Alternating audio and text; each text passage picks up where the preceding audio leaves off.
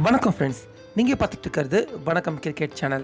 இப்போ நம்ம என்ன வீடியோ பார்க்க போகிறோம் அப்படின்னா, இப்போது ஆஸ்திரேலியா கூட விளையாண்டிருந்த இந்த ஃபைனல் ஒரு நாள் கிரிக்கெட் போட்டியிலையும் இப்போது ஆஸ்திரேலியா அணிக்கிட்ட தோற்றது மட்டும் இல்லாமல் ட்ரோஃபியையும் இப்போது இழந்திருக்காங்க.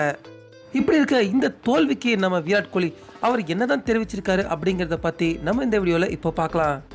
இப்போ இந்த தோல்வியை பற்றி விராட் கோலி அவர் என்ன தெரிவிச்சிருந்தாரு அப்படின்னா, இப்போ இந்த தொடர்ல நம்ம இந்திய அணிக்கு ஒரு மிகப்பெரிய ஏமாற்றம் தான் கிடைச்சிருக்கு அப்படின்னும், முக்கியமா இந்த ஏமாற்றத்துக்கும் தோல்விக்கும் என்ன காரணம் அப்படின்னா, அடுத்ததா வர இருக்க உலகக்கோப்பை ஆட்டங்கள் போன்ற மிகப்பெரிய தொடர்ல நம்ம இந்திய அணிக்காக புது இளம் வீரர்களை தேர்வு செய்யற முயற்சியில களமிறங்கி இப்போ அந்த முயற்சியில தோல்வி அடைஞ்சதன் விளைவுதான் இப்போ ஆஸ்திரேலியா கிட்ட தோத்திருக்க T20 தொடர்களும் அதே போல இந்த ஒரு நாள் போட்டி தொடர்களும்.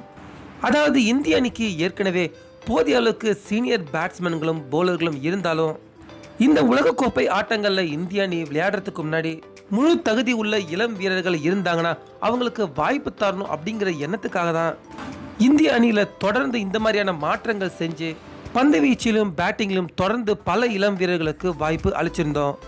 ஆனால் அந்த வாய்ப்புகள் எல்லாமே இந்திய அணிக்கு வெற்றியை தேடித்தரும் அப்படின்னு தான் நாங்கள் எதிர்பார்த்தோம்.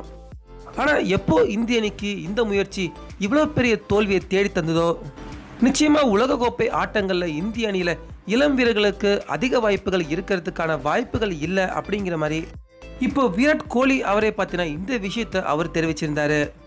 ஸோ என்ன ஃப்ரெண்ட்ஸ், இப்போ நம்ம இந்திய அணி பக்கம் பார்த்தீங்கன்னா MS தோனி அவர் போன்ற எத்தனையோ சீனியர் பிளேயர்கள் இருந்தாலும் அவங்க எல்லாருக்குமே இந்த தொடரில் ஓய்வு அளிக்கப்பட்டுட்டு இளம் வீரர்களுக்கும் வாய்ப்பு கொடுத்து பார்க்கலாம் அப்படின்னு எடுத்த இந்த முயற்சியோட விளைவு தான் இந்த தோல்வியை. தவிர உண்மையிலே நம்ம இந்திய டீம் ஒரு வலுவிழந்த டீம் இல்லை அப்படிங்கிற மாதிரி இப்போ நம்ம விராட் கோலி அவர்கள் பார்த்தீங்கன்னா அவர் பேட்டியில் தெரிவிச்சிருக்காரு.